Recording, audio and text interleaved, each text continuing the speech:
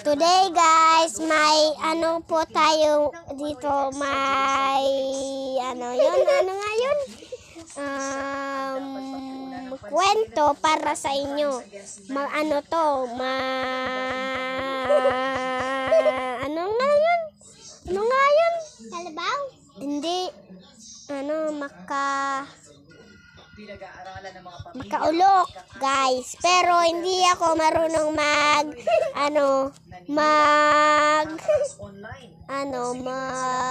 Tagalog kasi nandito ako sa Bicol. Today, guys. Okay. Ito na. Wait lang.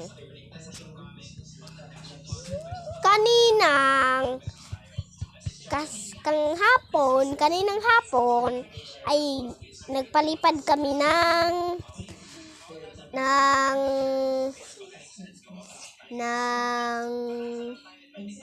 mga kalapati. At yung sinabi ni Grayson, yung sa harapan niya na may putik ng kalabaw, lumukso siya. Ayun pala, may kalabaw na doon.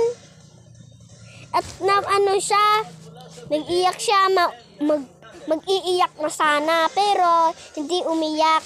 Tinulungan ni Ryan.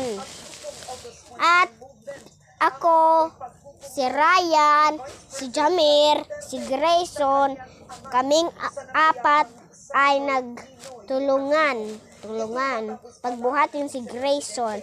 Pero may malakas ako ditong nandun kay Ryan kasi wala akong maikulong siya doon.